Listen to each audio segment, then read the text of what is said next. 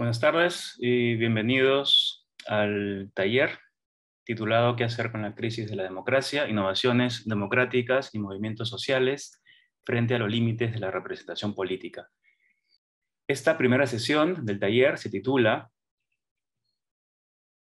Expectativas ciudadanas, ¿qué esperar de las innovaciones democráticas? Y está compuesta por José Luis Fernández, Susana Cabanillas y Noemí Ansí. Voy a dar algunas breves instrucciones sobre la organización de la mesa. Esta tiene una duración de 1 hora y 45 minutos. Cada ponente tendrá 20 minutos para su presentación.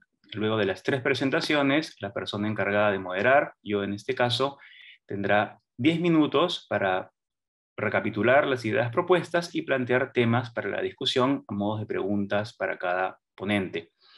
En el tiempo restante, las preguntas del público podrán ser respondidas. Acerca de las preguntas del público, estas podrán ser formuladas solamente a través de la opción Preguntas y Respuestas, que está situada en la parte inferior de la pantalla. El moderador presentará las preguntas a los ponentes al final de la mesa. 20 minutos para su presentación. Luego de las 3 presentaciones, la persona encargada de moderar, yo en este caso, tendrá 10 minutos para recapitular las ideas propuestas y plantear temas para la discusión a modo de preguntas para cada ponente. En el tiempo restante, las preguntas del público podrán ser respondidas. Información sobre la temática de la mesa. Los temas sobre los que girará la discusión serán expectativas participativas de los procesos de innovación democrática, los sentimientos de frustración ciudadana generados cuando las innovaciones no cumplen con las expectativas iniciales y la dimensión instrumental de las innovaciones democráticas. De este modo, se analizará distintas expectativas y formas de frustración que surgen en los procesos de innovación democrática en los distintos actores sociales.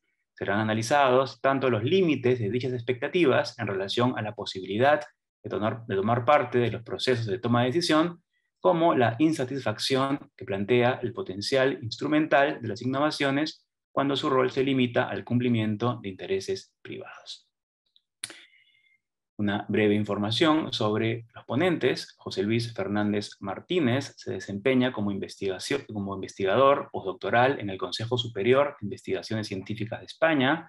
Él es doctor en Ciencias Sociales por la Universidad de Granada y el Instituto de Estudios Sociales Avanzados.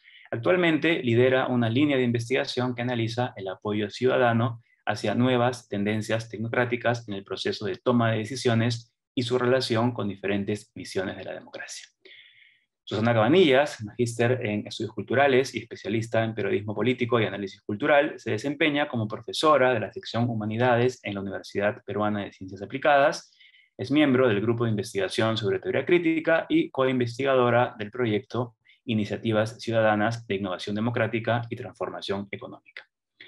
Noemí Ansí, finalmente, es magíster en filosofía, abogada, se desempeña como profesora en el Departamento Académico de Derecho de la Universidad Católica y es miembro del grupo de investigación sobre teoría crítica. Sus áreas de especialización son la teoría crítica, la filosofía política y social y la teoría general del derecho. Doy entonces la palabra a José Luis Fernández. Adelante. Hola a todos y a todas, buenas tardes, noches desde Madrid. Bien, voy a intentar compartir una presentación, ¿vale? Una breve presentación. Bien, como comentaba, el contenido, ¿no?, de la presentación va a ser, bueno, voy a introducir algunas notas sobre qué entiendo, ¿no?, qué se entiende por lo que son las innovaciones democráticas. Y luego voy a pasar a presentar 3 estudios que hemos venido realizando sobre cuáles son los límites y los efectos de diferentes procesos participativos, ¿de acuerdo? Bien, para comenzar, ¿qué diferencia, ¿no? ¿Qué diferencia las innovaciones democráticas del resto de mecanismos participativos? Bien, si tuviésemos que elegir 2 características, estas serían, en primer lugar, su orientación principalmente hacia los ciudadanos a título individual y, en segundo lugar, su carácter institucional. Bien, por ciudadanos a título individual nos referimos a aquellas personas que participan por su mera condición de ser ciudadanos. no por ser representantes de un colectivo, que lo pueden ser, ¿no? Ni por ser expertos en una en materia o por pertenecer a un grupo de interés. Y en segundo lugar, por institucionalización, nos referimos, ¿no?, a la vinculación que debe existir entre el proceso con diferentes esferas y estructuras de toma de decisión política, ¿vale? Ya sea a nivel local o supralocal. Ya que es cierto, ¿no?, que en los últimos años las innovaciones democráticas han puesto, bueno, están intentando superar los tradicionales fronteras locales, ¿de acuerdo? Por tanto, teniendo en cuenta estas dos características, ¿vale?, que tienen que ser orientadas a título individual, a ciudadanos que participan a título individual y que tienen que tener una naturaleza institucional, en las dos últimas décadas podemos señalar dos innovaciones como más importantes o más señaladas, como son los presupuestos participativos y las asambleas ciudadanas formadas por ciudadanos elegidos de manera aleatoria, ¿de acuerdo? Como ejemplo contrapuesto a estas innovaciones democráticas, tendríamos, por ejemplo, el caso de los consejos consultivos, que son órganos con más tradición, ¿de acuerdo? Y que básicamente, digamos que reúnen a representantes de asociaciones, pero también pueden acudir o estar presentes expertos y miembros de la administración para discutir, hacer informes y recomendaciones sobre un tema en concreto. Bien, ahora bien, en la práctica, ¿no?, en la realidad, la mayoría de los procesos que nos encontramos son híbridos, es decir, pueden reunir características de tanto de las innovaciones como de los más clásicos. Por ejemplo, los consejos consultivos pueden reservar asientos a ciudadanos elegidos de manera aleatoria o por sorteo. Y también los presupuestos participativos, la mayoría de ellos incluyen la visión de los expertos antes o después, ¿de acuerdo? Por ejemplo, para analizar la viabilidad de las propuestas. Bien, voy a pasar al primer estudio, ¿de acuerdo? Que digamos que le he puesto el título de la promesa de la profundización democrática, ¿de acuerdo? En este primer estudio abordamos el concepto de profundización democrática, entendiendo por tal el proceso a través del cual adquirimos las capacidades para diseñar, gestionar y realizar el seguimiento de políticas públicas. Para ello, analizamos 6 casos, 3 presupuestos participativos y 3 consejos consultivos en 6 ciudades españolas. En concreto, analizamos 3 dimensiones que denominamos inclusión, transparencia e influencia política. Básicamente, pues queríamos saber, ¿no?, si estos procesos participativos habían atraído a nuevos actores y diversos actores, si se habían producido cambios en los flujos de cómo se compartía la información, ¿vale?, de vertical a más horizontal o de bilateral a más multilateral. Y también nos preguntamos si se habían producido cambios en la capacidad o distribución de influencia política entre los actores. Bien, en este primer estudio vimos que los presupuestos participativos tienen una fuerte capacidad para abrir la red de políticas públicas a actores que hasta ese momento habían estado alejados o excluidos de ella. En cambio, vimos también, ¿no?, que muchos de esos actores nuevos no volvían a participar en futuros presupuestos participativos, bien porque consiguieron que sus demandas se materializaran o bien porque se desmotivaron y en las siguientes ediciones se desmovilizaron. Por el contrario, los consejos consultivos mostraron una capacidad mucho más limitada para abrir la red a nuevos actores, Aunque sí es verdad que mostraron una capacidad mayor para crear redes de colaboración más densas y más duraderas, que en el caso de los presupuestos participativos. Respecto, por ejemplo, a los modos de comunicación, ¿de acuerdo? Los consejos consultivos mostraron más dificultades para lograr incorporar avances o cambios. Por su parte, los presupuestos participativos sí que consiguieron reducir e incluso acabar con la opacidad y los canales bilaterales que existían antes y que eran parte de la cultura política de ese municipio. No obstante, se observó, ¿no?, que tras la cancelación o suspensión de los presupuestos participativos, porque eso es algo que ocurre, ¿no?, los informantes percibieron que volvieron a los antiguos modos de comunicación antes de iniciar los presupuestos participativos. Es decir, volvieron, quizás en menor medida, pero sí se volvieron a ver, hubo un retroceso hacia esos canales más bilaterales ¿de acuerdo? Respecto a los cambios en el nivel de influencia política, esto es verdad que fueron muy variados, desde los más directos y cortoplacistas, que son más comunes en los presupuestos participativos, a cambio más indirectos, pero de mayor duración, como se pudo observar en algún consejo consultivo, ¿vale? Por ejemplo, a la hora de establecer la agenda o prioridades en un área de políticas concretas.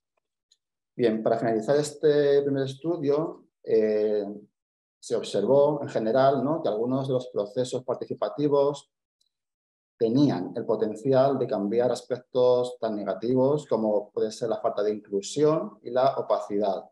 No obstante, también se observó una capacidad de adaptación de la cultura clientelar previa a los nuevos procesos participativos. Por ejemplo, se observó la existencia de un sesgo en la selección de los participantes. También se observó cómo muchos participantes solo mostraban interés por aquellas cuestiones que afectaban a sus intereses más particulares, o cómo las autoridades practicaban una suerte de implementación selectiva de las propuestas o los acuerdos adoptados. Por el contrario, cuando sí se produjo una ruptura más radical con todas esas prácticas clientelares de mayor o menor intensidad, en muchas ocasiones eso fue fuente de conflicto, acabando con salidas o abandonos de colectivos con larga trayectoria de participación en el municipio. Voy a pasar al segundo estudio, ¿vale?, que lo he llamado la frustración participativa, ¿vale? En este segundo estudio abordamos, como se decía, el concepto de frustración participativa, entendiendo por tal un abanico de sentimientos que desarrollamos cuando nuestra experiencia participativa no coincide con nuestras expectativas iniciales. Estos sentimientos pueden ser, digamos, reacciones emocionales inmediatas, como pueden ser el enfado, la ira, la desilusión, pero también pueden ser sentimientos políticos más permanentes, como la desconfianza hacia los políticos y las instituciones. Bien, en este segundo estudio vimos que la frustración, es decir, el desajuste entre las expectativas y los resultados, se originaba en 4 momentos principales. Un primer momento es la inflación de expectativas que suele ocurrir al inicio del proceso y puede deberse a varios motivos. Uno es que los partidos políticos necesiten, digamos, que diferenciarse del resto de competidores políticos y eso les lleva a engrandecer las posibilidades reales del proceso. Otro motivo tiene que ver con la necesidad de los organizadores, ¿vale?, ya más a nivel más técnico, de que sea un éxito, por ejemplo, en términos de número de participantes.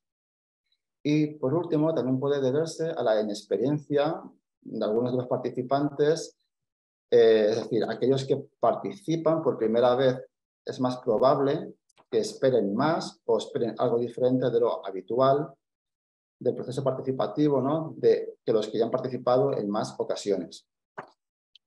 Un segundo momento donde puede surgir la frustración participativa ocurre cuando el diseño inicial no se adapta a las nuevas circunstancias.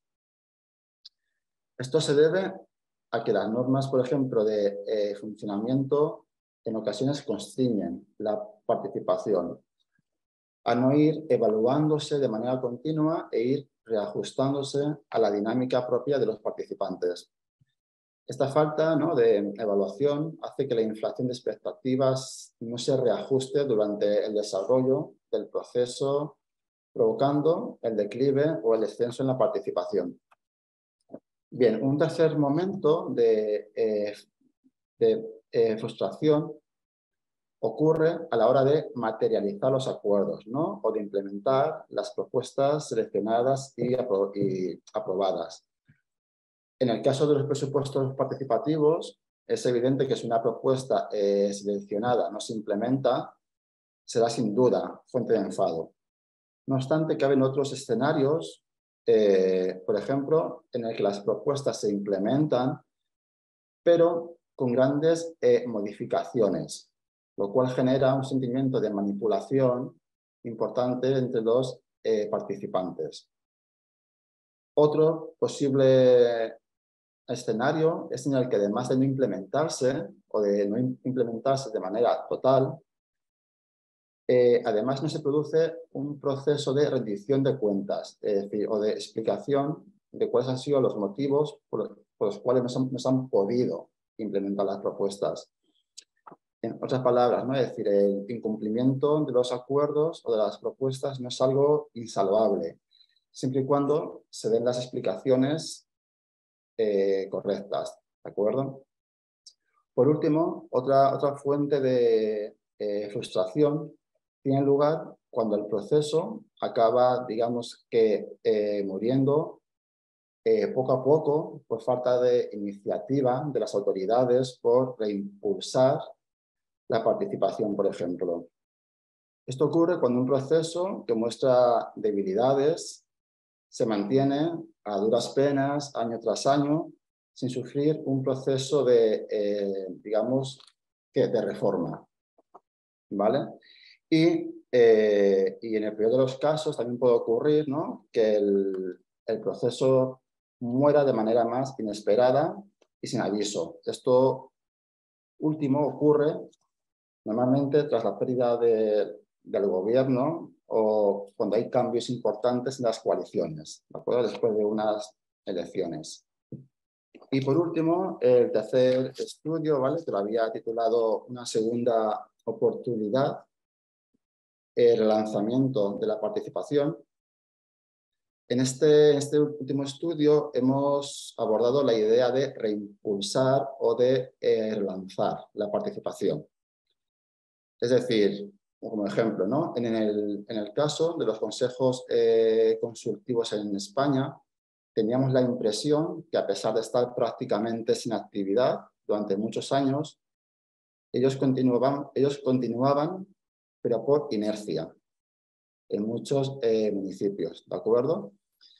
Ahora bien, en 2015, tras las elecciones locales, se abrió el debate, ¿no?, en España de qué hacer con ellos. Y esto fue porque hay que recordar que en estas elecciones locales de 2015 surgieron candidaturas ciudadanas vinculadas a la nueva izquierda, ¿no? Muchas de ellas llegaron al poder en ciudades como, por ejemplo, Madrid y en Barcelona. Este escenario de cambio político, ¿no?, supuso una oportunidad para ver en qué medida cambios en el contexto, en este caso de signo político, afectaba a la estructura participativa y, en concreto, al sistema de consejos consultivos en materia de educación, de inmigración y de participación, ¿no?, en las ciudades de Madrid y de Barcelona durante la legislatura 2015-2019. Bien, para analizar este proceso de reimpulso de la participación, analizamos un conjunto de dimensiones. La primera se centraba en cuáles fueron los detonantes o drivers de ese impulso. Bien, vimos tanto en Madrid como en Barcelona, ¿no? Que era muy importante la biografía de la persona encargada de los consejos, ¿vale? De impulsar los consejos. De hecho, en ambas ciudades los concejales competentes compartían un mismo perfil, es decir, provenían de diferentes movimientos sociales y vecinales. Luego, otra dimensión fue la inclusión, ¿vale? Aquí fue muy importante tener en cuenta la fase previa de movilización, antes de poner en marcha el nuevo consejo. En el caso de Madrid, esta fase previa de movilización fue muy breve y se limitó solamente a un conjunto de asociaciones, mientras que en el caso de Barcelona, este proceso consistió en más de un año de asambleas abiertas. Luego también, respecto a lo que es la selección de los participantes, en ambas ciudades hubo cambios muy importantes en lo que respecta a la composición de los consejos. Por ejemplo, en el caso de Barcelona, se combinó la presencia de asociaciones con ciudadanos elegidos por sorteo.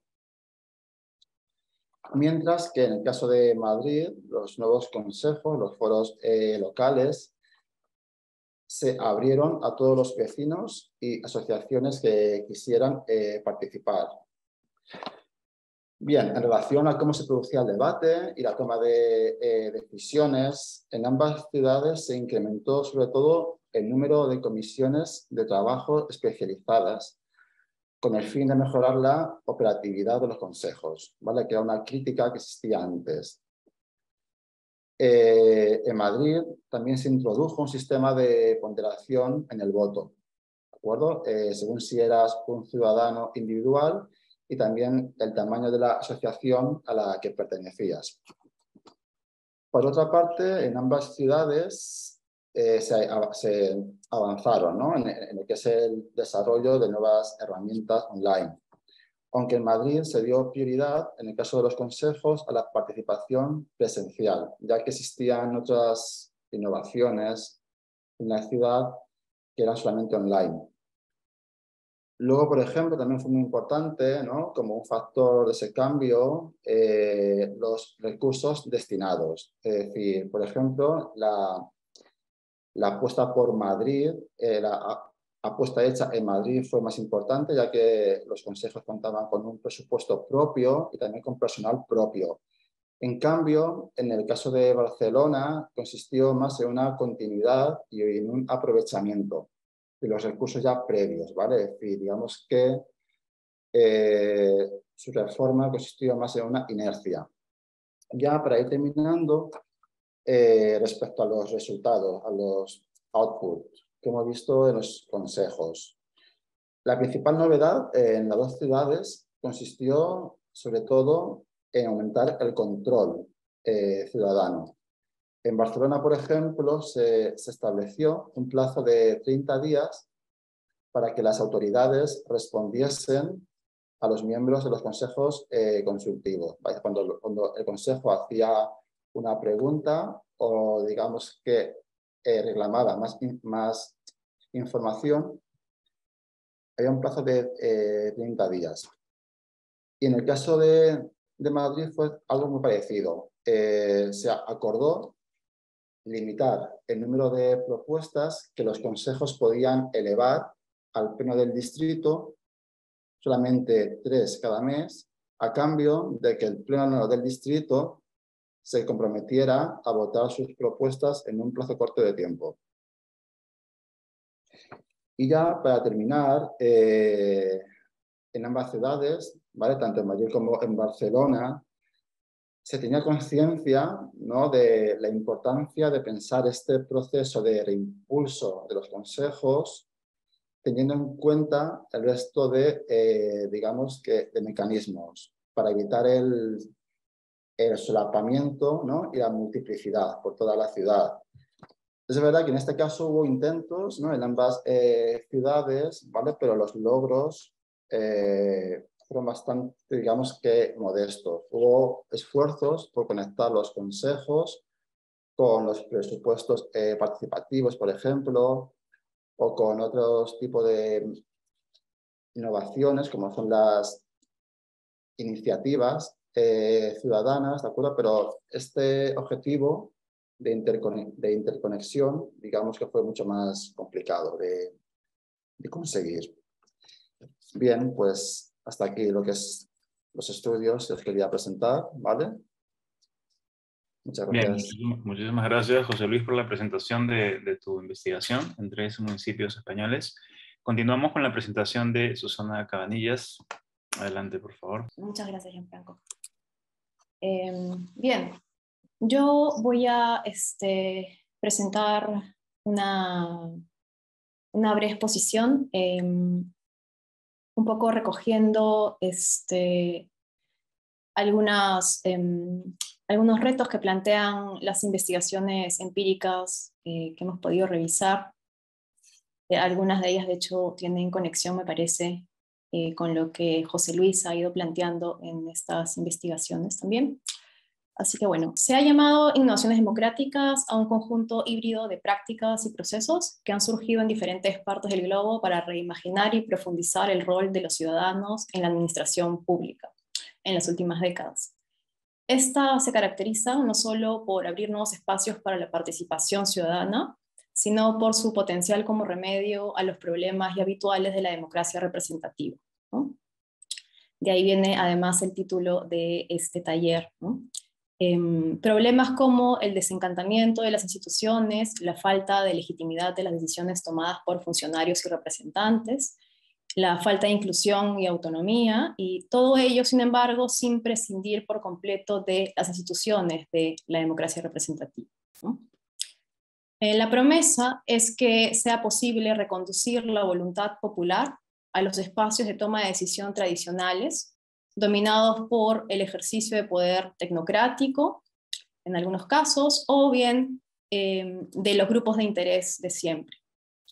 Estos procesos participativos no solo han generado expectativas entre los teóricos sociales y políticos, sino también, en muchos casos, entre los propios ciudadanos y los representantes de los gobiernos.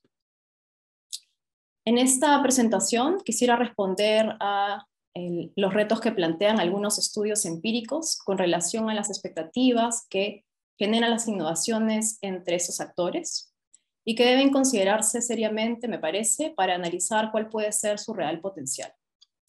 La pregunta entonces que quisiera abordar es qué expectativas ciudadanas determinan el apoyo o bien la desconfianza hacia las innovaciones democráticas. Como menciona José Luis Fernández en su texto sobre frustración participativa, la frustración que se origina entre los participantes como consecuencia de expectativas elevadas, problemas de diseño institucional o medidas no cumplidas, puede repercutir en la cultura política de una comunidad, contribuyendo o alimentando la desconfianza en los procesos e instituciones democráticas, incluso en estas más novedosas que se plantean como alternativas a las que actualmente se encuentran en crisis. Así, el remedio de las innovaciones democráticas podría tener el efecto contrario, ¿no?, de promover desánimo o apatía. Me gustaría quizás más adelante que podamos conversar también sobre estos posibles remedios, ¿no? En primer lugar, acerca de esas expectativas. En primer lugar, desde luego, los ciudadanos experimentan expectativas sobre el resultado de los procesos de participación. Esto alude directamente a la dimensión instrumental de la democracia, esto es, a la posibilidad que reside en los procedimientos de la democracia y, desde luego, a las innovaciones democráticas que estamos analizando, de resolver más adecuadamente problemas sociales y llegar a mejores resultados. No solo resultados más legítimos o consensuados, sino también más eficientes para la resolución de conflictos o para atender demandas. Creo que puede argumentarse que el énfasis en los aspectos instrumentales de la democracia no presenta necesariamente un problema, sino quizás es uno de sus aspectos más atractivos. Sin embargo, el problema aparece cuando no conseguimos diferenciar los beneficios para el bienestar colectivo de aquellos que responden al interés privado. Y suponemos que los procedimientos de la democracia están para satisfacer al segundo. Así, algunos análisis empíricos plantean la sospecha de que el respaldo y la motivación a participar en experiencias de innovación democrática, y por tanto la razón de su éxito o de su fracaso, está directamente relacionada a la resolución de problemas cercanos a los involucrados, o al beneficio que les pueda proveer. Ello es el caso, sobre todo, en las experiencias que incluyen como resultado la ejecución de un proyecto u obra, como el caso de los presupuestos participativos. Esto puede constituir una fuerte crítica de ciertos sectores a abrir la participación, es decir, suponer que el respaldo y el compromiso de los ciudadanos a participar en esas experiencias de toma de decisiones colaborativas se define a partir de qué tan probable es explotar posibles beneficios individuales y no por razones intrínsecamente democráticas. Sin embargo, considero que esto ocurre cuando se despoja a estos procesos de su componente deliberativo o se minimiza este aspecto en el análisis. Para la tradición de la democracia deliberativa, la división entre el foro y el mercado se expresa, por ejemplo, en la obra de Jürgen Habermas, en el reconocimiento de dos esferas con una racionalidad y objetivos propios. El proceso político no es meramente instrumental, ni consiste entonces en alcanzar el mejor compromiso posible entre unos intereses privados que se suponen ya dados e irreductiblemente opuestos o en competencia. La política, concebida de esta manera, representa un marco distinto al de los sistemas de agregación de intereses o el comportamiento estratégico característico de la negociación o de la votación, en el que más bien la deliberación de ciudadanos libres e iguales constituye la base para la formulación de decisiones políticas legítimas y la posibilidad del autogobierno. Desde esta perspectiva de la democracia deliberativa, es posible plantear otra forma, me parece, de analizar el respaldo o el rechazo a los mecanismos de toma de decisión participativos. Que los participantes suelen valorar mejor, es decir, la propuesta sería que los participantes suelen valorar mejor aquellas propuestas de solución o aquellos diagnósticos que coinciden con aquello que puntúan mejor en su propia escala de valores o creencias.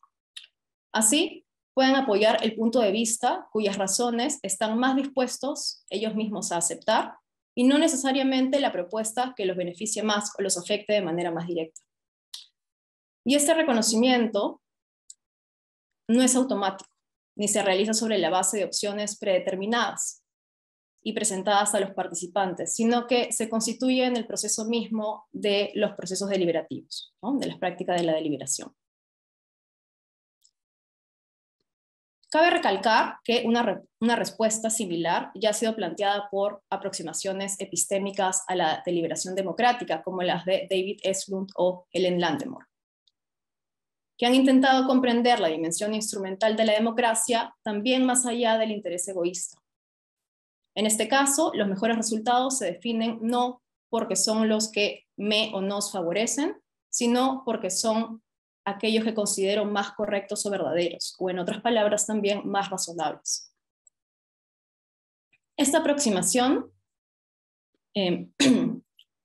epistémica sirve de marco teórico para el análisis en los casos prácticos de procesos, por ejemplo, de transformación de la opinión que se producen dentro de los ámbitos de la deliberación, o de emancipación de sesgos políticos que pueden producirse también en estos mismos espacios de deliberación pública.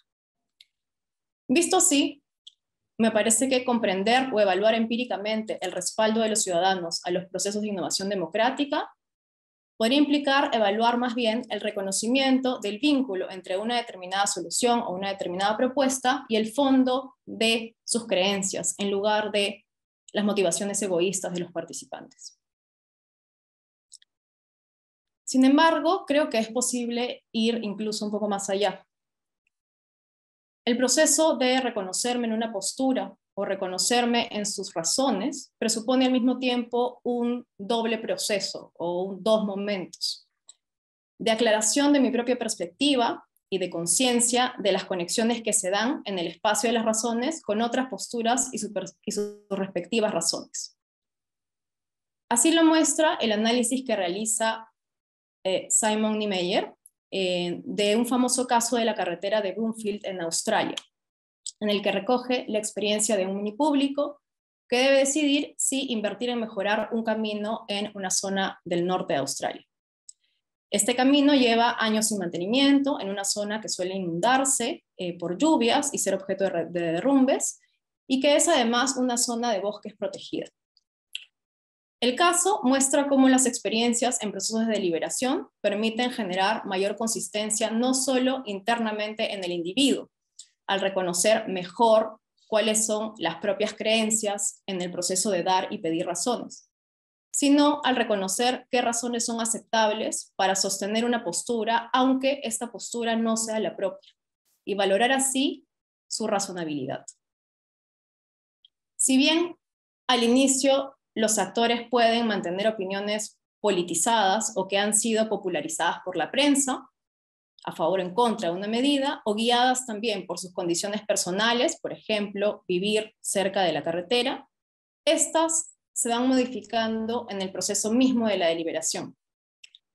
El ejemplo que coloca este autor narra el proceso de formación discursiva de la voluntad pública, no como el arribo a un consenso sin grietas, sino más bien como un proceso de aclaración y explicitación de los presupuestos que sostienen las distintas posturas, ¿no? Como hacer explícito aquellas razones, aquellas creencias que están en el fondo, cuya base, y a ello apunta el texto, es la reconstrucción de la psicología discursiva del sujeto.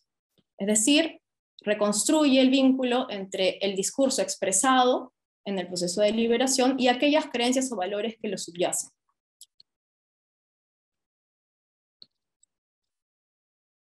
Quisiera proponer, finalmente, que no es posible realizar este análisis de la psicología discursiva del sujeto, obviando los mecanismos y dinámicas mediante los cuales se va dando forma a las preferencias personales de los participantes.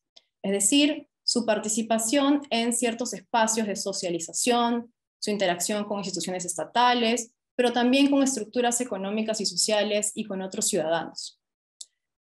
Por lo que la deliberación no solo permite hacer evidentes posturas y razones que componen el core de creencias y valores de un individuo, sino también reconocer el vínculo entre lo individual y lo colectivo social. Pero eso lo dejaré para otro momento. De lo anterior, se puede inferir que lo que podría generar desánimo y desconfianza en los ciudadanos con respecto a las innovaciones democráticas no es meramente no salir beneficiado, sino ser traicionado en sus expectativas sobre cuán reconocidas son sus propias perspectivas y cuán representadas pueden verse sus demandas en el proceso de toma de decisión. Esto último se vincula con otras dos promesas de las innovaciones democráticas. Por un lado, la ampliación y profundización de la participación de los distintos actores sociales, y por otro, la intervención o poder real que los ciudadanos pueden tener en la determinación de los problemas y las propuestas de soluciones, es decir, lo que podríamos explicar como agencia política. Distingo estos dos aspectos, pues mientras que la participación pretende remediar la exclusión de grupos tradicionalmente marginados y con escaso acceso a espacios de decisión, la determinación de los problemas y soluciones o de la agenda política pasa porque ésta no sea predeterminada de arriba hacia abajo por las autoridades o no sea fijada por discursos preestablecidos. Así, mediante la identificación de estos dos momentos, vemos que el hecho de que se abran nuevos espacios de participación no necesariamente implica que los actores que los ocupan tengan real capacidad de influencia. Ahora bien, las innovaciones democráticas, para muchos autores, se plantean como espacios ideales de creación de la opinión pública en sociedades que de hecho padecen inequidades de diversos tipos, socioeconómicas, educativas, de estatus, de género, etnicidad, etc. Es decir, como sostiene Funk, el diseño de mecanismos y procedimientos democráticos puede configurarse como esferas públicas más perfectas, o también podríamos decir menos imperfectas, que puedan favorecer el empoderamiento participativo de quienes tienen menos recursos y proveerles de espacio en los que puedan ejercer su ciudadanía en modos que les son muchas veces negados en el mundo real de las sociedades democráticas. Quizás el ejemplo más a la mano de este diseño de una esfera pública con condiciones ideales son los minipúblicos, que funcionan como foros deliberativos de alcance restringido, cuyos participantes pueden ser elegidos por sorteo y que buscan equilibrar la oportunidad de los participantes de influenciar en la discusión y en la formación de la opinión pública. Mediante esta elección aleatoria, plutocrática, en lugar de ser autoelegidos o elegidos por las autoridades, ciertos diseños de minipúblicos proponen garantizar la igualdad de oportunidad en la participación. Es decir, cualquiera podría ser elegido para debatir asuntos que involucran a una comunidad. Todos tienen la misma posibilidad, digamos, de ser seleccionados. Estos diseños suelen intentar igualar otro tipo de desigualdades o desventajas de los participantes, no incidiendo en el fondo de la inequidad, sino mediante mecanismos que podríamos llamar suplementarios, como proveer de información a todos los participantes, de modo que esto equilibre las desigualdades de fondo en el acceso a la información que cada uno tiene en su vida cotidiana, o introducir en el momento de la deliberación facilitadores que permitan y dirijan la deliberación y que garanticen a todos poder intervenir por igual, sin que un individuo o un grupo de individuos pueda apropiarse del discurso o monopolizarlo. Precisamente son estos ejemplos de diseño democrático los que Dominique Leidet evalúa para intentar determinar si se consigue lograr la equidad política mediante esos ejercicios, y encuentra dos hallazgos problemáticos. El primero es que, si bien la elección lotocrática permite asegurar que cualquier miembro de una comunidad pueda tener la misma posibilidad de participar potencialmente en el proceso de deliberación, asegurando así que exista una muestra representativa de la diversidad de la población, ello no garantiza que los individuos o grupos de individuos que suelen estar subrepresentados participen efectivamente en estos espacios. Es decir, asegurar la diversidad de una muestra no necesariamente garantiza la inclusión de grupos desfavorecidos específicamente, o no en la medida necesaria para que esto sea compensatorio y pueda revertir su falta de acceso a espacios de decisión en el mundo real. Sería necesario, me parece, y esto es también un poco lo que plantea Dominique Leidet, un primer diagnóstico de dicha situación de exclusión para poder determinar de qué modo es posible ser incluido. El segundo problema es, con respecto a la participación, es la persistencia de desigualdades de fondo y el tratamiento puramente individual de la formación de la opinión. Garantizar la participación efectiva de los ciudadanos, empoderándolos individualmente, es decir, brindándoles información o dándoles la oportunidad de intervenir y decidir en condiciones de igualdad con otros ciudadanos, ¿no?, mediante estos mecanismos que suelen usarse en los minipúblicos. Dice, la autora no revierte de modo suficiente la situación de postergación y falla finalmente en reconocer que el proceso de formación de la opinión y construcción de un discurso propio es precisamente un proceso también colectivo. Dice la autora, la concepción individualista del interés y la formación de la opinión que da forma a los minipúblicos deliberativos necesita ser cuestionada. Para los individuos que experimentan formas de pobreza política, encontrar su voz es también parte de un esfuerzo colectivo. Como consecuencia de ello, puede observarse que en algunos casos las experiencias de innovaciones democráticas llegan a proponer solo una participación de tipo simbólica o formal, que no llega a producir una transformación sustantiva en la forma de elaborar políticas públicas. Esto se llega también a ver en el estudio publicado en el 2020 por María Isabel Remy, Jaime Urrutia y Alejandra Bea sobre iniciativas de presupuesto participativo en distintas regiones, provincias y distritos del país, en la que en algunos gobiernos termina siendo una especie de saludo a la bandera, una forma de calmar las demandas de la población, dándoles la posibilidad de sentirse oídos, aunque sean pocos los proyectos priorizados por los ciudadanos que son finalmente llevados a la práctica. Y algo similar puede verse en el caso de procesos consultivos o asambleas populares. Creo que esto que menciono puede vincularse con lo que ya sostuve anteriormente, que es necesario atender el carácter colectivo que tiene el proceso de formación de la opinión, y no pensar la participación en espacios democráticos como un intercambio o negociación de intereses o discursos previamente ya constituidos. Pero además es preciso construir o reconstruir estas conexiones, no solo en esos espacios artificiales, como en el caso de los minipúblicos, o digamos de estos diseños institucionales con un objetivo específico, diseñados precisamente, explícitamente para el ejercicio de la deliberación, sino en los espacios en los que naturalmente los ciudadanos socializamos, intercambiamos pareceres y nos hacemos una idea del mundo en el que vivimos. Bien. He intentado en esta presentación exponer y responder algunos retos que se derivan de la puesta en práctica de las innovaciones democráticas. Por un lado, los riesgos del interés privado y la racionalidad instrumental, y por otro, los límites de la efectiva participación en los procesos de toma de decisión. Creo que los resultados de las investigaciones empíricas nos permiten no solo medir la factibilidad o viabilidad de las innovaciones democráticas y los procesos de deliberación, sino también repensar y profundizar algunos de sus presupuestos teóricos, y creo que eso es lo que he intentado hacer, no sé si con mucho o poco éxito. Gracias, eso es por mi parte. Bien, muchísimas gracias. Susana, pasamos ahora a la última intervención de parte de Noemí, antes de los comentarios y las preguntas del público y bueno, la discusión entre los panelistas. Muchísimas gracias en primer lugar por el pase, y también muchísimas gracias a los anteriores panelistas por sus presentaciones muy claras, que definitivamente nos van a permitir poder generar un diálogo adecuado. Quisiera hacer control del tiempo para no pasarme, y ya.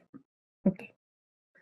Muy bien, entonces, teniendo el marco temático considerado para la primera mesa de hoy, yo voy a concentrarme solamente en 4 preguntas que en breve voy a explicar más o menos cómo las voy a abordar para mantener la mayor claridad posible y también generar un poquito de diálogo posterior. La primera pregunta que abordaré tiene que ver con el tipo de participación política, tanto ofrecida en torno de expectativa de la innovación política, como de finalmente qué va a determinar, ¿no?, lo que en la práctica se va a considerar como un tipo de participación efectivamente fomentada o lograda. En segundo lugar, voy a hablar un poco de la relación entre la representación tradicional y la participación a través de las innovaciones democráticas, en el tenor de no verlas como algo paralelo, ¿no?, como se puede plantear desde la temática, sino más bien como de necesidad interrelacionada.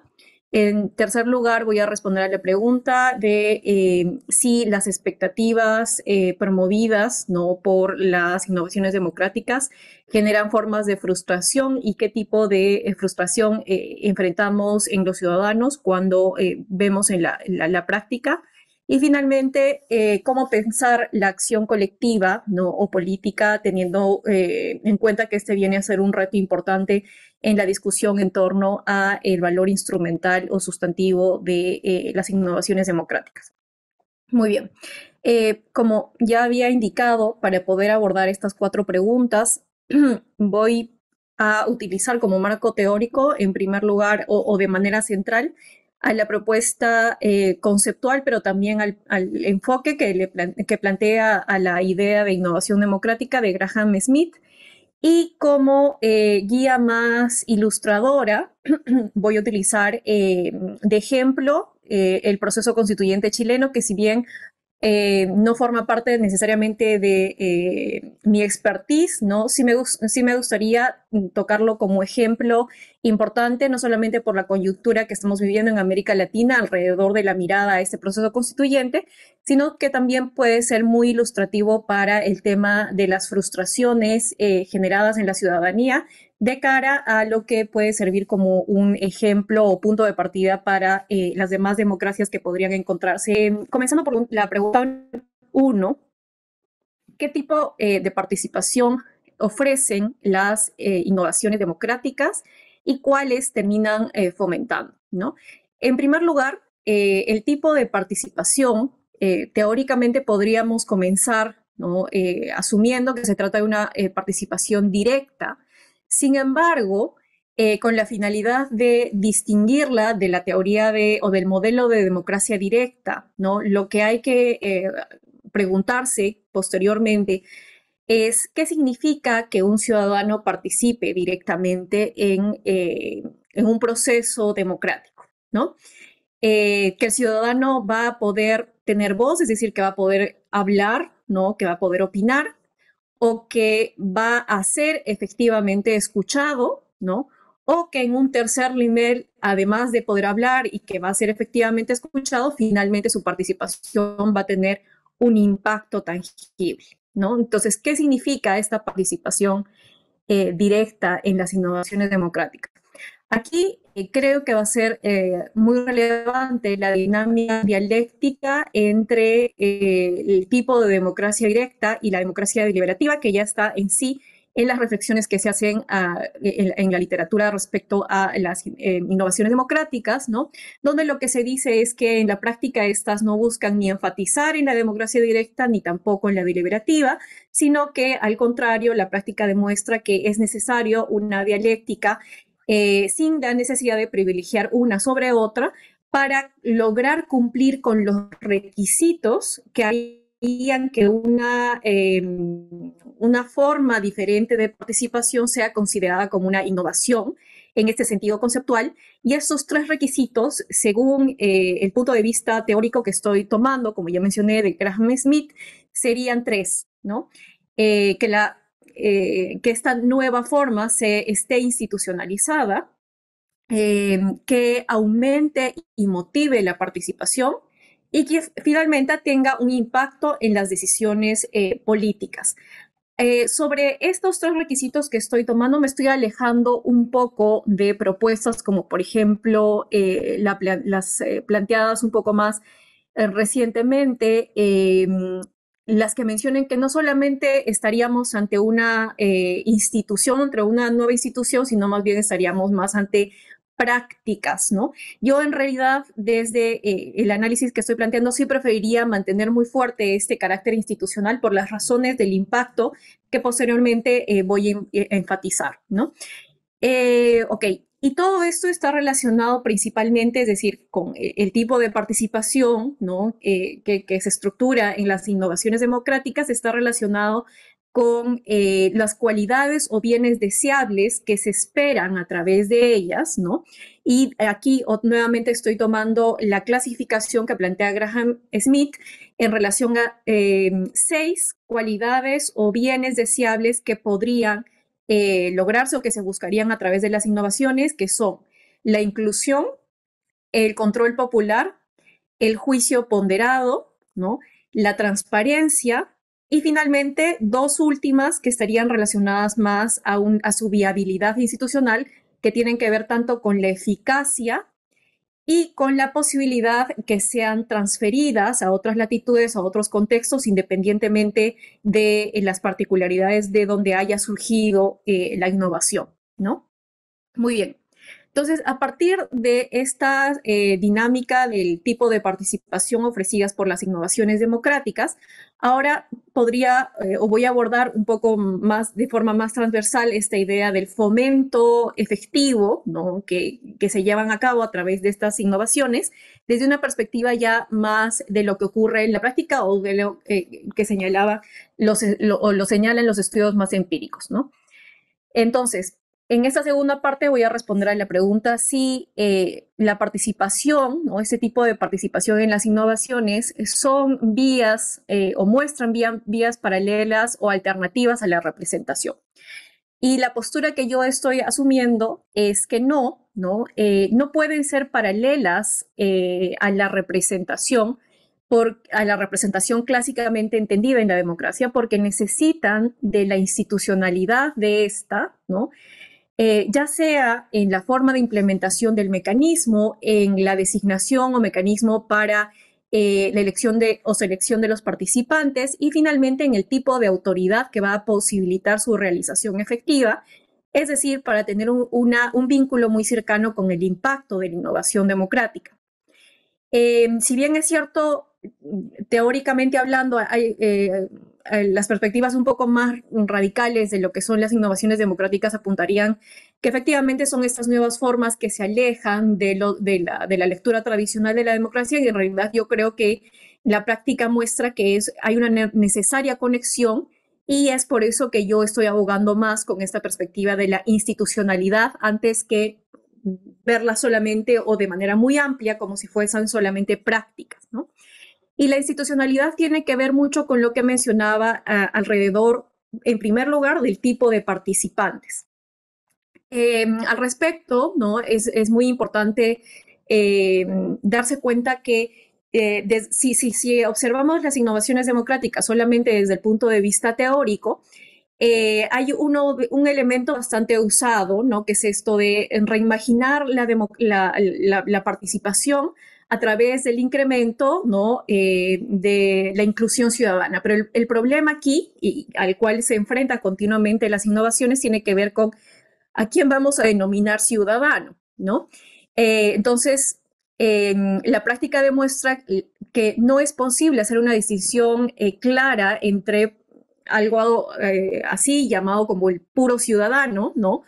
Y un representante o un técnico, ¿no? Que podrían también estar legitimados a participar. Y eso lo comento, por ejemplo, ¿no? En el caso de la ilustración del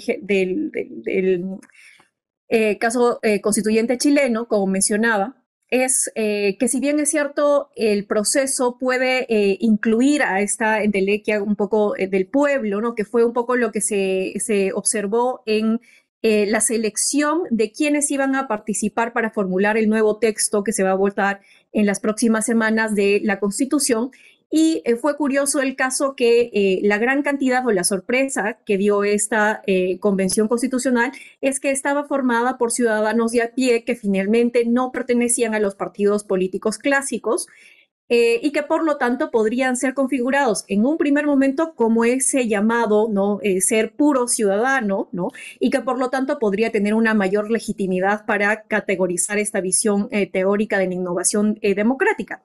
Sin embargo, si estudiamos más de cerca, si observamos un poco más a detalle la forma en que un ciudadano que no pertenece anteriormente a un partido político llega a poder postularse y posteriormente a ser elegido para formar parte ahora sí de una institución mucho más estabilizada como una convención constitucional, podemos observar que en realidad hay características contextuales y también coyunturales que pueden ir constituyéndolo tanto como un representante, ¿no? Representante, si no de un partido político, sí de un movimiento social y que por lo tanto va a tener cierta relación más espontánea de esa representatividad, pero al fin y al cabo va a ser un representante.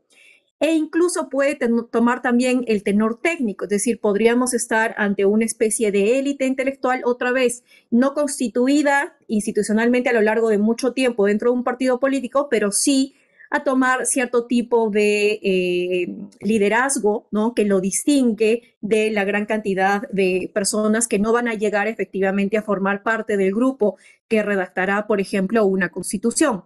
Entonces, esa definición definitiva alrededor de alejarse necesariamente de la forma clásica de la representación me parece que vendría a ser una innecesaria distinción conceptual que no ayuda a valorar efectivamente cómo podemos reflexionar en torno a quiénes están efectivamente legitimados para participar, en la medida en que se pueden considerar tanto como personas sin experiencia, personas sin expertise, o también como con personas que tienen cierto nivel de representatividad o cierto nivel de técnica también para poder ser consideradas en este elemento de la innovación democrática, ¿no? Entonces, aquí lo que se señala, ¿no?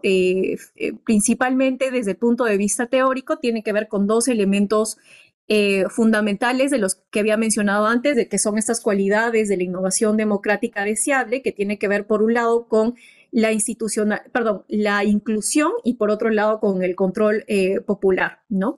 Sobre el tema de la inclusión, no podemos hablar necesariamente de que alguien podría tener o un grupo podría tener el derecho a participar mayor que otro, sino va a importar mucho la forma en que la institución permite distintos tipos de contribución, ¿no? Y que por lo tanto quizás no vamos a categorizar como identidades, sino más bien como diferentes formas para poder realizar esa participación, un poco en propuestas más cercanas a las que plantea Iris Marion-Young, por ejemplo, ¿no?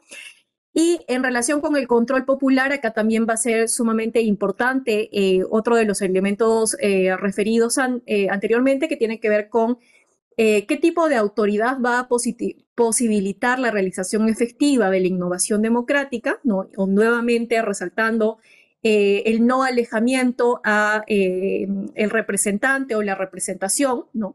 Porque la institucionalidad, como otra vez menciono el caso chileno, va a estar muy relacionada a el tipo de poder, ¿no? O el tipo de diseño, recursos que se van a necesitar para implementar la innovación democrática. Por ejemplo, en el caso chileno, antes del proceso actual constituyente, se vio un primer intento en el año del 2016 a través de la presidenta en ese entonces, que era Bachelet, que intentó, ¿no? Una primera innovación democrática donde participaron alrededor de 200.000 personas que discutieron en asambleas provinciales o locales y un poco más amplias, ¿no? Diferentes temas que podía un texto constitucional nuevo priorizar, ¿no? Y esto fue fundamental, si bien no para lograr algo concreto efectivo, lo que tiene que ver con la frustración, que es el tercer tema, sino más bien con la forma, ¿no? O la importancia, mejor dicho, del tipo de autoridad que va a hacer posible la institucionalización de esa nueva forma de participación democrática, ¿no? Que en este caso va a depender mucho no solamente de que tenga los recursos en términos de implementación, sino también de que tenga el suficiente poder, ¿no? O el suficiente nivel de poder como para lograr efectivamente la concreción de una expectativa prometida en los ciudadanos que decidieron participar en la innovación, ¿no? Muy bien. En el tercer lugar tengo qué otras expectativas, ¿no? Surgen en torno a las experiencias participativas y finalmente si estas expectativas o formas, ¿no? Generan distintos tipos de frustración en los ciudadanos. Y aquí es importante analizar que la profundidad de la expectativa va a depender mucho del nivel en que se aplica la innovación democrática, es decir, que puede ser un nivel local, nacional o incluso transnacional, ¿no? Y, por supuesto, esto está relacionado con una cualidad mencionada anteriormente en la innovación democrática que tiene que ver con la transferibilidad, es decir, la posibilidad de que un diseño de innovación pueda ser utilizado independientemente del nivel o incluso de ser nacional o transnacional, y que ello va a lograr, por supuesto, una relación más con qué tan efectiva va a ser el mecanismo o el nuevo mecanismo diseñado. Aquí es importante tener en cuenta, ¿no? una cita de Graham al respecto, que nos va a ayudar mucho a pensar en el nivel de frustración que también puede generar esto, que es la siguiente. La incorporación de innovaciones democráticas que aumenten y profundicen la participación en la toma de decisiones políticas podría ser percibida como una estrategia para volver a involucrar a una ciudadanía desilusionada y desencantada, ¿no? Y esto es muy importante porque la innovación democrática no surge, digamos, en un contexto, podemos decir, plano, sino en un contexto ya de frustraciones previas, ¿no? Y que por lo tanto la desilusión o frustración generada por la ineficiencia, ¿no?, de una innovación democrática puede ser incluso mayor a la que la ciudadanía tenía antes de esta implementación de la innovación. Entonces, es importante aquí el impacto crítico, ¿no?, que tienen también los escépticos de algunas formas de innovación democrática al respecto. Y por eso es que en la teoría encontramos, por ejemplo, un concepto menos institucionalizado de innovación democrática y más referido a la práctica en sí, la práctica social democrática, como las que proponen, por ejemplo, Escobar y el STUP. Pero aquí nuevamente voy a reflexionar un poco en torno a la frustración que puede ser incluso mayor. En el caso chileno, por ejemplo, el estallido social que se produjo en el 2019 se dio, ¿no?, de forma posterior a un primer intento de nueva constitución que en Chile se había implementado, como ya mencioné, desde el año 2016 con Bachelet, que trató de que la conversación, la deliberación de la ciudadanía sobre el nuevo texto constitucional se haga en un contexto un poco más estable, más pacífico y también más institucionalizado.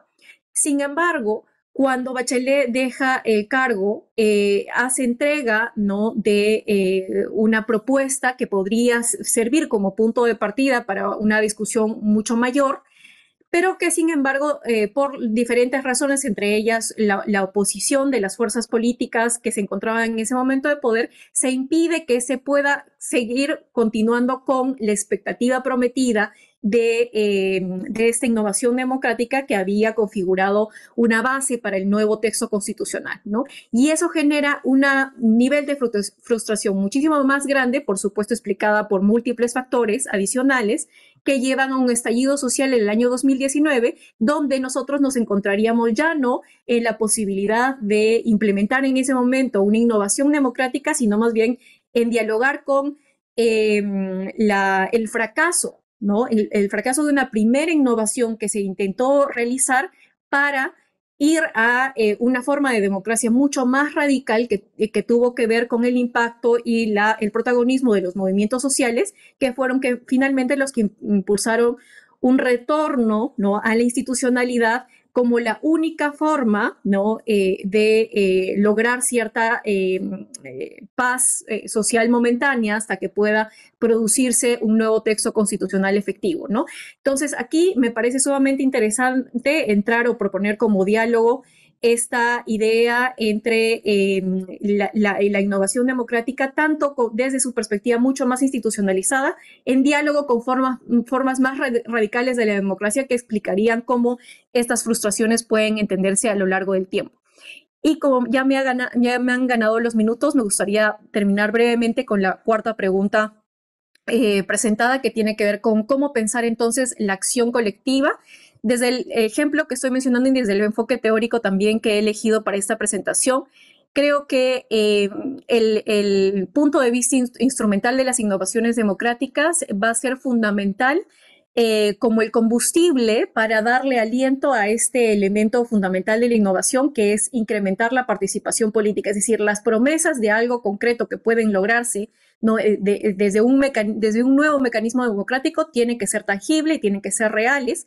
Sin embargo, ¿no?, las cuestiones un poco más relacionadas a la educación o la idea cívica de una innovación democrática referida más a la visión intrínseca de la misma, estaría relacionada o podrían funcionar siempre y cuando, desde un punto de vista, se cumplan dos tipos de requisitos de la innovación, ¿no? Que se acepte que los efectos de la innovación democrática son realizables a largo plazo y que son progresivos, es decir, por ejemplo, en un proceso de innovación muy complejo como una nueva constitución, donde se tienen múltiples intereses, ¿no? El hecho de que muchas de las expectativas no sean realizables o logradas a corto plazo no significa que la innovación pueda fracasar, sino más bien tendría la necesidad de ser progresiva, es decir, que haya cierta priorización en algunas expectativas sí logradas para que la población o los participantes que ingresaron a la innovación puedan permanecer a lo largo del tiempo, teniendo en cuenta que cierto tipo de fines no concretos van a poder ser realizables, quizás no todos al mismo tiempo ni en el mismo espacio, pero sí progresivamente, con la finalidad de que otra vez la innovación tenga como combustible, ¿no?, esta expectativa en el logro efectivo de un interés, ya sea más individual o de grupo o colectivo, que pueda ser efectivamente logrado, ¿no? Entonces, aquí yo llego y muchísimas gracias por el tiempo. Bien, muchísimas gracias, Noemí, y a los tres nuevamente por sus excelentes participaciones. Yo voy a ser muy breve, en realidad, porque efectivamente prefiero dar tiempo a los ponentes para discutir en la mesa y con el público. Voy a plantear algunos temas que he ido recogiendo de sus presentaciones que tienen que ver con la temática central de la mesa. En primer lugar, una cosa que creo que a todos nos queda clara es que el tema innovaciones democráticas surge como una respuesta a una crisis democrática, a una crisis de representación. Es decir, frente a la desconfianza, a la insuficiencia de los mecanismos tradicionales para que las personas, para que los ciudadanos vean representada su voluntad en las normas y en las instituciones políticas, tienen que surgir otras alternativas para que esta representación, digamos, se realice de una manera más eficiente. Entonces, en primer lugar, siempre hay, me parece a mí, una insatisfacción como punto de partida para generar cualquier tipo de innovación, y eso lo acaba de mencionar Noemí de manera bastante clara, así que no lo voy a repetir. Bien, pero entonces, el punto de partida de la innovación democrática es un punto de partida negativo. Algo está faltando y eso motiva a que se intenten nuevas formas de ver que mi voluntad está encarnada en mis instituciones, en mis leyes y en mis normas en general. Bien. Ahora, partiendo de esta premisa básica de toda innovación democrática, hay varios temas interesantes que han salido. Voy a empezar por lo último.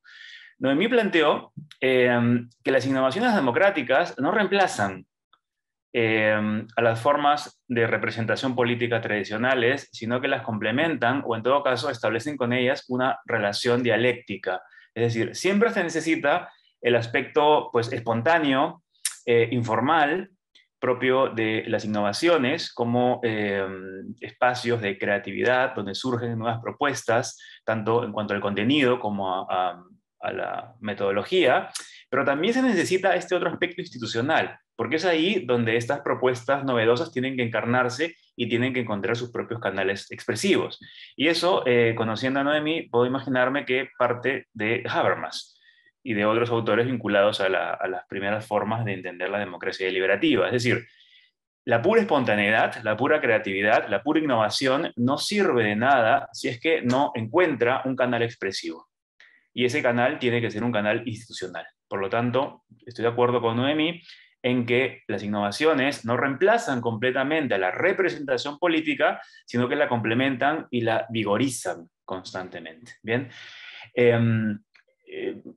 Con respecto a esto, una de las preguntas que se planteó, y eso está tanto en la presentación de Susana como en la de José Luis, y empiezo con Susana, ¿qué es lo que hace que los ciudadanos realmente sientan que sus propuestas de innovación democrática, sus demandas, sus problemas, sean o no representados como deben ser por el sistema democrático? Bien, y Susana planteó una distinción que me parece muy interesante y que quisiera nuevamente traer a la mesa para conversar un poco más sobre ella, que es entre dos posibles razones por las cuales un ciudadano se puede sentir más satisfecho con la respuesta institucional frente a sus demandas. Y la diferencia es la siguiente. Susana dijo que no necesariamente la satisfacción depende de la realización de intereses particulares, sino, y este es el otro aspecto, de una cierta concordancia con los valores que comparte un individuo. Cuando uno encuentra que un representante, por ejemplo, piensa como yo, valora las mismas cosas que yo valoro, forma parte de mi forma de vida ética, ¿no? Comparte mis costumbres, es similar a mí, yo tiendo a confiar más en él. Y por lo tanto, tiendo a aceptar sus propuestas. Me siento más identificado con él, por razones que pueden ser llamadas éticas. Y eso es distinto a pensar que yo voy a estar de acuerdo con una propuesta que responde inmediatamente a mis intereses particulares. Hay una distinción ahí interesante que me gustaría, repito, traer a la mesa para discutir, que es entre intereses y valores. Y la propuesta de Susana es que la satisfacción y el consenso suele basarse más en valores que en satisfacción de intereses. ¿Bien? Y esto me lleva a el último tema que quería plantear vinculado con la presentación de José Luis, y es el de la frustración participativa, ¿no? José Luis mencionó en su presentación y en sus investigaciones algo que me parece muy interesante, y es que el nivel de frustración depende de las expectativas generadas por aquellos que deben satisfacer las demandas ciudadanas. A más expectativas, mayor puede ser la frustración cuando éstas no se ven satisfechas. Por lo tanto, si las expectativas no son muy altas, lo más probable es que los ciudadanos sientan que están siendo mejor representados. Y esto puede ser problemático por varios motivos. Voy a mencionar solamente un par para ya cerrar mi intervención. Un partido político, por ejemplo, que esté en el gobierno, puede ganar adeptos o puede ganar legitimidad simplemente manteniendo las expectativas bajas. Es decir, no prometiéndole a la ciudadanía que va a satisfacer todas sus demandas, sino mantener el statu quo de una manera pues razonablemente estable. Bien, y eso me hace pensar en algo que mencionó Noemí a propósito del proceso constitucional chileno, o mejor dicho, de las reformas que implementó Bachelet en Chile antes del proceso constituyente. Y es que lo que suele ocurrir, y no sé si a eso se refiere José Luis, y eso es lo que quiero preguntarle, lo que suele ocurrir es que cuando hay una apertura democrática, cuando la ciudadanía entiende que los gobiernos les están dando la posibilidad de participar más, eso evidentemente genera más expectativas porque la ciudadanía acepta esas ofertas. Cree que realmente puede ser más libre. Cree que se han abierto nuevas formas para expresar su autonomía. Cree que realmente puede ver encarnadas sus demandas, sus problemas, sus necesidades en formas institucionales. Y no sé si eso es lo que, Noemí, dijiste que había pasado en Chile.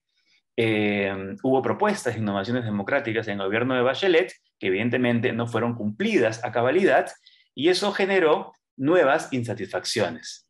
Insatisfacciones que no se hubieran dado si es que esas propuestas no hubieran aparecido en primer lugar. Entonces, mi pregunta aquí, y vuelvo con José Luis, es si no hay un riesgo tremendo de buscar mantener las expectativas bajas, de no prometer una mayor apertura democrática, de no prometer que va a haber más autonomía para mantener a la ciudadanía satisfecha, a riesgo de no implementar ningún tipo de innovación democrática.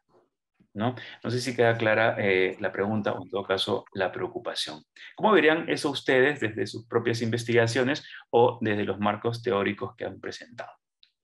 Me quedo aquí entonces, les cedo la palabra a cada uno de ustedes en el mismo orden en el cual han presentado sus ponencias y luego podemos abrir la discusión con el público. Bien, muchas gracias. Bien, bueno, pues me voy a centrar, ¿no? Básicamente en lo que has comentado sobre las expectativas, ¿no? Los riesgos de mantenerlas bajas. Bueno, para empezar, ¿no? Es cierto, ¿no? Es decir, las expectativas no es que sean más altas, sino están más desajustadas entre aquellos participantes que tienen un menor bagaje, ¿no? En temas de participación política. ¿vale? Sobre todo porque desconocen cómo funciona la administración local en este caso, ¿de acuerdo? Con el detalle que posiblemente sí lo conozcan representantes de colectivos más organizados, ¿de acuerdo? Entonces, esto es como un punto de partida, ¿no? Esa inexperiencia en lo que es el funcionamiento de la administración, de cómo llegan las propuestas, todo el tiempo que se necesita, ¿no? Eso puede influir, ¿no? En que las propuestas y que las expectativas estén más desajustadas. Luego también esto me lleva un poco a plantear no tanto el tema de expectativas altas, bajas, sino como, digamos que son expectativas desajustadas o ajustadas o realistas o no realistas, ¿vale? Es decir, yo creo que el objetivo no es tanto que tengan expectativas bajas para que sufran menos frustración, sino que sean, digamos que, realistas con las posibilidades, ¿no? Con las posibilidades que les puede ofrecer ese proceso. Y esto aquí es muy importante, según mis investigaciones, hay como dos momentos, ¿no? Dos momentos en los que esas expectativas pueden ser más realistas. Uno es en la fase previa. En la fase previa, antes de poner en marcha ese proceso. Es importante hacer partícipe, ¿vale?, a la ciudadanía en el diseño de ese proceso. Me refiero que sea un proceso, estamos hablando de 6 meses, 1 año, con un calendario establecido, ¿de acuerdo?, en el que los ciudadanos van poco a poco adentrándose en lo que va a ser ese proceso, ¿de acuerdo? Es decir, si tú de repente invitas a un ciudadano a participar en un presupuesto participativo o en un consejo y no conoce las normas de funcionamiento previas o lo que puede dar de sí, ¿vale?, posiblemente se produzca ese desajuste. Por tanto, la fase previa es muy importante, la fase de diseñar conjuntamente. Y luego está el momento de el reajuste de las expectativas. Durante el proceso participativo, las autoridades en muchas ocasiones prefieren el silencio, ¿vale?, a decir que el proceso participativo no está yendo como ellos pensaban. Eso es muy importante. Es decir, muchas veces entran en una rueda de las propuestas no se han implementado, o el consejo consultivo, por ejemplo, no se ha podido reunir este año 6 veces, sino solamente 2 por falta de personal, etcétera, ¿vale? O no hemos conseguido que el informe que elaboró de manera preceptiva el consejo tenga un valor. Le da más miedo en ocasiones dar explicaciones del fracaso, entre comillas, ¿vale?, que mantenerse en un silencio. Es decir, digamos que una especie, sí, en un silencio, ¿no? Entonces, estos son los diferentes momentos en los que la esfera pública puede intervenir para hacer que esas expectativas sean más realistas. Y luego, pues, lo que es el riesgo, ¿no?, de mantener esas expectativas ajustadas o realistas, si es un riesgo en las ambiciones de transformación, ¿vale? Para ponerlo de manera clara. Bueno, pues ahí entra un poco, ¿no? Ahí entra un poco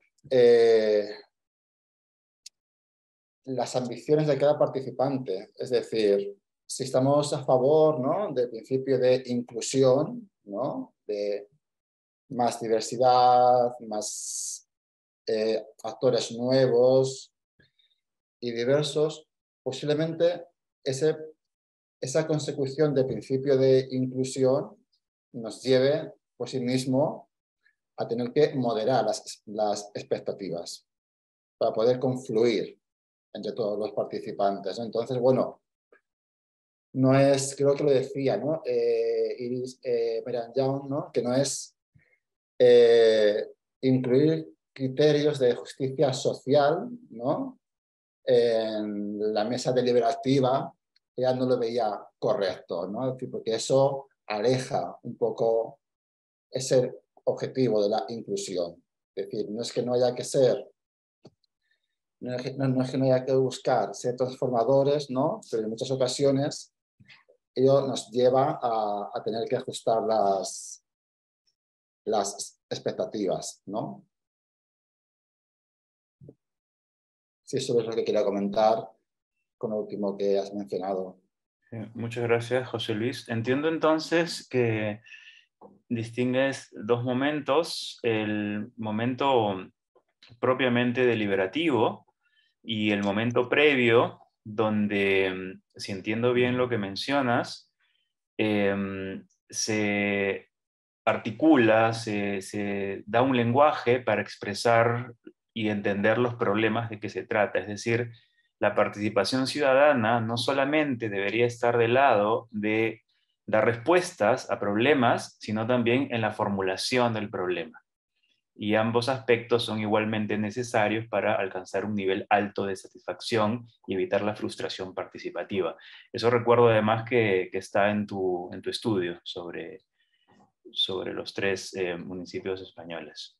Sí, solo un detalle, si me permite, es eso es precisamente pasar de la participación a la coproducción. Claro. Es decir, cuando tú a los participantes no solamente le dices, venga, tenéis que hacer propuestas, tenéis que debatir y luego se votan, ¿no? Y dentro de 6 meses os damos el resultado, ¿no? De que se puede implementar o no.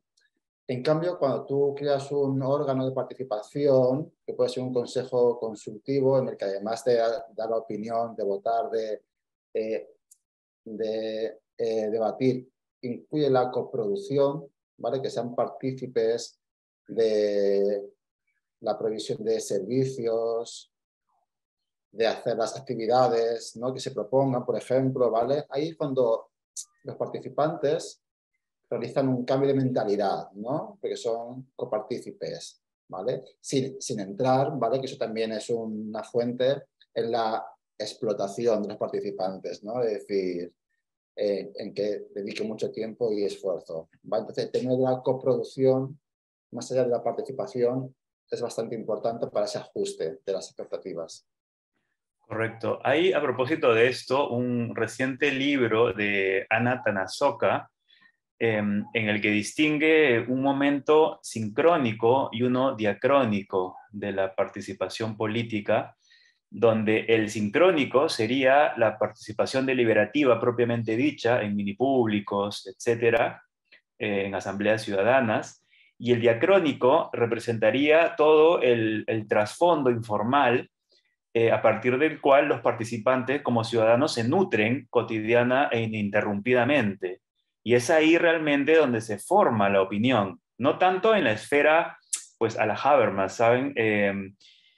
Protegida, regulada por estrictas reglas de participación, sino en las redes, porque habla Tanasoka de un sistema de redes interconectadas, habla de esta teoría de los 6 grados de separación, ¿no? Que de alguna u otra manera siempre hay un vínculo con un conjunto de personas, aunque no los tratemos directamente, pero la información nos llega de manera indirecta de alguna forma, y es ahí donde se forma realmente la opinión. Entonces, un poco lo que ella propone, y lo vinculo con tu propuesta, es prestar atención a estas redes como un factor importante también de participación política, y no solamente a lo que ocurre en las esferas formales de toma de decisión. Y hacerlo, pues conectándolo con lo que tú mencionas, serviría para disminuir el nivel de insatisfacción y de frustración, porque se abriría a estos otros ámbitos de deliberación o de producción de información. Bien, muchas gracias otra vez. Pasamos entonces ahora a Susana sobre estos mismos temas. Sí, Bueno, sobre esto último que has comentado, Gianfranco, me gustaría añadir algo. Creo que es precisamente lo que yo también he intentado plantear, no utilizando directamente a Tanasoka, pero me parece sí que esa mirada que permite entender que el actor, digamos, social, el ciudadano, no simplemente entra a estos procesos de innovación democrática desnudo, por así decirlo, o recién para formar una opinión, sino que está ya inserto en prácticas deliberativas o prácticas de intercambio de opinión, o también de formación de opinión, o de reconstrucción incluso de aclaración de los propios presupuestos, ya, digamos, en su vida cotidiana, permite, creo, digamos, quizás reformular las expectativas también que pueden tener los ciudadanos con respecto a estos procesos, ¿no? Ya no es simplemente ir a elegir, digamos, entre ciertas opciones, sino que en esa misma participación puede haber una reformulación o aclaración acerca de todos estos, digamos, compromisos, por así decirlo, axiológicos con los que el ciudadano ya cuenta, ¿no? Bueno, eso por un lado. Quería yo añadir, quizás podemos seguir conversando también sobre esto. Yo quería añadir algunas preguntas, no sé si este es el momento, dirigidas a ambos, quizás un poquito más a Noemí. Me pareció interesante bueno, he recogido dos ideas de lo que mencionó. Por un lado, esta conexión dialéctica, como ella lo menciona, entre los mecanismos más tradicionales de toma de decisión y las innovaciones democráticas, para entender que no deben, digamos, correr en paralelo, digamos, a precisamente los procedimientos tradicionales, ¿no? de toma de decisión en los gobiernos, sino vinculados estrechamente. Creo que, de hecho, esa es una manera en la que se suele entender en la literatura, como ella misma ha dicho, las innovaciones democráticas. Pero añadiría yo también que me parece que puede construirse incluso como tres niveles, ¿no? Es decir, añadiendo a los movimientos sociales o a estos escenarios quizás más informales o más espontáneos de formulación de problemas, lo que tenemos es más bien que la pérdida de entusiasmo en una determinada esfera parece forzarnos a recurrir a estos otros espacios, digamos, de toma de decisión, ¿no? Que pueden ser más o menos innovadores. Entonces, esa, por ejemplo, pérdida de entusiasmo, pérdida de confianza en la democracia representativa o en el funcionamiento, digamos, más tradicional de la democracia representativa, nos ha llevado a introducir, digamos, estas innovaciones democráticas. El punto de partida, como lo he mencionado, es la insatisfacción, como una especie de medida compensatoria, ¿no? O como una especie de remedio. Pero al mismo tiempo también, cuando en las innovaciones democráticas, en los procesos estos de participación, los ciudadanos no encuentran, digamos, satisfacción a sus demandas o no encuentran, digamos, representadas sus voces, suele pasar también que como medida compensatoria, como una forma de poder compensatorio, se suele acudir más bien a la protesta y a los movimientos sociales, ¿no? Entonces hay como estos niveles de interacción en los que no sé, digamos, qué juego, es decir, qué rol podría exactamente tener las innovaciones democráticas, porque parece tener como una especie de rol intermedio, ¿no? Yo no sé si lo veo tan vinculado a las instituciones más tradicionales, sino más bien como una especie de escenario intermedio que se ha ido gestando a partir de esta especie de dualidad, ¿no? Entre los movimientos de la sociedad civil y el Estado. Eso por un lado. Y por otra pregunta duda, digamos, que tenía, era que no sé si lo ven también ustedes, pero me parece que en mucho de la literatura y en los casos que también, por ejemplo, ha presentado ahora José Luis, hay como una especie de paradoja de la institucionalización, ¿no? Es decir, Por un lado, los análisis de casos exitosos o, por ejemplo, en general los análisis empíricos que suponen que las innovaciones democráticas tienen este potencial transformador o de incrementar la calidad de la democracia, como me parece que sostenía Tammy Pogrevinci. Es decir, esto siempre presupone que las innovaciones tengan cierto grado de institucionalización, ¿no? Porque si no están institucionalizadas, entonces el poder que pueden tener de impactar, digamos, en la toma de decisiones o en los procesos de toma de decisión son bastante pues, inofensivos, ¿no? No relevantes. Sin embargo, también este proceso de institucionalización produce, digamos, ciertos obstáculos, ¿no? Como por ejemplo me refiero a prácticas clientelistas, que eso también se ha visto en el caso peruano, ¿no? Que suelen de alguna manera copar estos espacios, digamos, nuevos de toma de decisión, ¿no? Y finalmente lo que puede ocurrir es que esta excesiva como institucionalización, como, es decir, el ajustar las innovaciones democráticas a cierta normativa y el restringir incluso, por ejemplo, o el decidir mediante una norma quiénes participan, cada cuánto tiempo se renuevan los participantes, de dónde provienen, cómo son elegidos, etcétera, puede más bien quitarle el potencial transformador, digamos, de las propias instituciones, ¿no? Entonces, pareciera que hay como esta paradoja de es necesario institucionalizarlo porque si no, pues no es efectivo, pero al mismo tiempo su institucionalización termina haciéndolo a veces un poco inerte o por lo menos le da cierta pasividad, ¿no? O termina también la participación más espontánea siendo mermada por estas otras prácticas más tradicionales, ¿no? Más tradicionales de la política de partidos, ¿no? Y eso creo que se ve en muchos casos también en el Perú, en lo que ocurre, por ejemplo, en los presupuestos participativos, y me imagino que también, como dice José Luis, en el caso español, ¿no? Bueno, eso quería plantear, ¿no? ¿Cómo abordar esta paradoja? Me parece que una respuesta interesante es la que da José Luis, por ejemplo, con esta idea de el diseño colaborativo, ¿no? Que pasa ya no solamente, o sea, de este momento previo, que pasa ya no solamente por el involucramiento de los participantes en la toma de decisiones específicas, sino en el diseño institucional mismo, ¿no? Bueno, eso.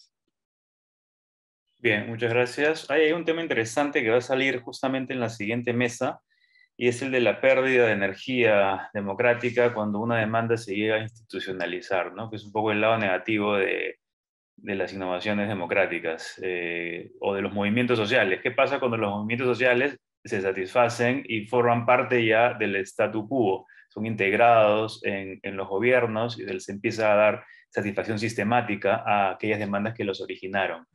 Se pierde el grado de autonomía, se pierde el grado de libertad, etc. Pero en fin, le damos la palabra ahora a Noemí, que ha habido varias preguntas dirigidas a su intervención. Muchas gracias, Gianfranco, Susana y también José Luis. A ver, yo quisiera concentrarme en este papel distintivo que tendrían las innovaciones democráticas en relación con configuraciones un poco más espontáneas de los movimientos sociales, porque justamente creo que es fundamental que se planteen los líderes claros, pese a que las últimas definiciones sobre las innovaciones democráticas son, desde mi punto de vista, muy abiertas, porque pretenden abarcar varias experiencias en la práctica, ¿no? Pero eso termina difuminando y erosionando un poco los linderos que es necesario tener, porque efectivamente tanto una innovación democrática puede ser muy efectiva al tratar de incrementar la participación, como también puede cada vez endurecerse más, ¿no? Ingresando a la democracia tradicional porque se ha institucionalizado como que demasiado, ¿no? Entre comillas. Entonces, sí considero que es fundamental que se haga esta distinción entre las prácticas de los movimientos sociales mucho más espontáneas y que tienen esa facilidad para poder, digamos, mutar, ser más flexibles, ¿no? y algo más institucionalizado, porque creo yo que, por ejemplo, ¿no? Esta definición que utilizan el Stubb y Escobar, ¿no? Como por ejemplo, las innovaciones democráticas son procesos o instituciones desarrollados para reimaginar y profundizar el papel de los ciudadanos en los procesos de gobernanza mediante el aumento de las oportunidades de participación, deliberación e influencia. Ello, digamos, me parece excesivamente abierto y no permite necesariamente ver el vínculo demasiado cercano entre la innovación democrática y el conflicto o la prevención del conflicto, ¿no? Yo creo que las innovaciones democráticas son las alternativas casi de urgencia que tienen las autoridades o las personas, digamos, que están en el poder para reaccionar a una prevención de la reacción mucho más contestataria de los movimientos sociales, ¿no? Porque los movimientos sociales hoy en día en las democracias mucho más complejas ya no solamente se enfrentan al mal trabajo que hace un representante parlamentario, no, se enfrentan a diferentes mecanismos que pueden utilizar o que pudieran utilizar de la democracia deliberativa, pero que aún así no lo logran, incluso la propia protesta, ¿no? O incluso diseños un poco más institucionalizados de los que habla Cristina Lafont, por ejemplo, como el de las cortes o los tribunales, ¿no? Que en América Latina eso se ve clarísimo. Porque en América Latina las cortes han sido demasiado activistas en muchos casos, lo que ha permitido de alguna manera canalizar ciertos pedidos ciudadanos para evitar que haya una erosión política muy fuerte, ¿no? Lo que no sucedió, por ejemplo, en el caso chileno, donde tenemos un tribunal, una corte constitucional mucho más conservadora y que le puso veto a muchos intentos de reforma constitucional para poder viabilizar los pedidos ciudadanos y que finalmente funcionó como una especie de tapón, ¿no? De último tapón que no permitía, ¿no? La válvula de escape de la ciudadanía y que finalmente llevó a la radicalización. Entonces, creo yo que finalmente las innovaciones democráticas son alternativas que surgen en contextos bastante tensionados, ¿no? Y que, por supuesto, van a intentar ofrecer una alternativa a las visiones ya más clásico-contemporáneas de lo que significa la democracia deliberativa, ¿no? Y no tanto la democracia representativa más antigua. Entonces, y estas innovaciones democráticas creo que tienen que ser más innovadoras, entre comillas, ¿no? En la medida en que haya más conflictividad social, de que los movimientos se radicalicen cada vez más y que por ello, ¿no? Encuentren formas propias de poder viabilizar sus demandas. Y en ese tenor, ahí apunto un poco más hacia lo mencionado por Gianfranco hace un momento en su pregunta, ¿no? Cuando hablaba de las expectativas o de la promesa de las expectativas, ¿no? Y yo creo que mientras menos expectativas los ciudadanos que ingresan a la participación tengan, menos participación habrá, ¿no? Es una especie de dilema, porque, digamos, no estamos en un momento cualquiera, ¿no? La democracia hoy está tan frustrada en sí misma que ha generado pues una sensación permanente de desahucio entre los ciudadanos y que por lo tanto el mínimo atisbo de poder lograr algo participando va a ser necesario para poder animar a un ciudadano a participar. Entonces creo yo que las expectativas siempre tienen que ser altas en sociedades un poco más conflictuadas como las de América Latina y que por lo tanto esa va a ser, digamos, la única posibilidad de que la innovación democrática tenga algún tipo de resultado. Es por eso que al lado de este papel de la institucionalidad, yo mantengo y no abandono, ¿no? El papel instrumental de las innovaciones, ¿no? O sea, para mí definitivamente lo instrumental tiene que estar muy, muy presente para que podamos seguir hablando de una innovación que tenga algún tipo de expectativa realizable, ¿no? Como mencionaba José Luis, una expectativa más, digamos, que pueda alcanzarse, ¿no? Para que podamos hablar no solamente de una promesa, ¿no? O de un bonito diseño, sino que efectivamente ayude a funcionar como una especie de válvula de escape de los movimientos sociales, ¿no? Gracias. Tengo una breve contrapregunta, más de aclaración a ti, Noemí, que es una preocupación en realidad. A ver, si he entendido bien, y acláramelo por favor, desde tu perspectiva, las innovaciones democráticas buscarían llenar un vacío momentáneo, o como tú lo pones, las innovaciones democráticas serían pues temporales y cubrirían una necesidad referida siempre a la política o a la democracia representativa más tradicional. Desde ese punto de vista, entonces, cuando la necesidad no existe, las innovaciones ya no serían relevantes. Pero si pensamos, por ejemplo, que los presupuestos participativos son una innovación democrática, ¿hasta qué punto podríamos decir que podemos prescindir de ellos o más bien considerarlos como algo que ya debe formar parte de la propia idea de democracia, ¿no? O sea, no sé si queda clara mi preocupación. La innovación democrática vendría a ser algo accesorio que cubre una necesidad momentánea, o debemos considerarla como intrínseca a la propia idea de democracia en nuestros tiempos. Gracias, si me permites responder primero. Sí, yo estaría de acuerdo, por ejemplo, o presentaría una crítica en contra de los estudios que definen las innovaciones democráticas a través de su clasificación entre mini públicos, presupuesto participativo, iniciativas ciudadanas, referéndum, etcétera, ¿no? O democracia incluso digital, porque muchas de estas clasificaciones ya se han cristalizado, dependiendo, por supuesto, del contexto, como por ejemplo el presupuesto participativo, que existe en muchos estados, pero que finalmente no sirven de nada, ni siquiera para promover la participación, ¿no? Entonces, y esta cristalización hace que pertenezcan al status quo de la democracia representativa contemporánea, y por lo tanto su clasificación o denominación no permite que realmente ya podamos hablar de innovaciones, ¿no? Entonces yo creo que sí, para que pueda funcionar, yo creo que sí tendrían que ser como digamos, se presentan muy innovadores, pero en la medida que tengan un mecanismo diseñado, van a ser momentáneos, ¿no? Porque creo que la naturaleza conceptual de la innovación democrática debería ser convertirse ya en un mecanismo de participación más estabilizado, ¿no? Y que por lo tanto deja de ser una innovación porque finalmente ya forma parte de algo que está funcionando mal que bien, permite cierto nivel de participación, ¿no?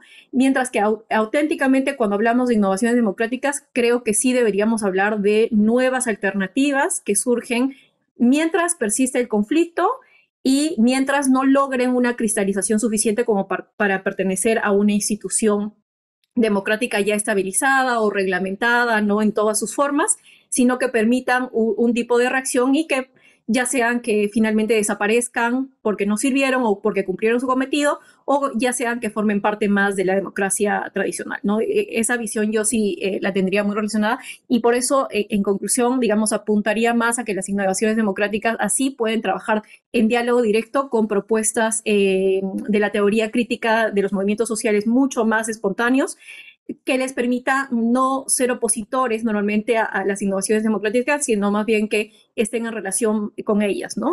Dentro de su teorización. Bien, muchas gracias, Noemí. Y muchas gracias nuevamente a los tres por su participación en la discusión. Lamentablemente nos hemos quedado ya sin tiempo para esta mesa. Nos vemos entonces en un momento. Muchas gracias.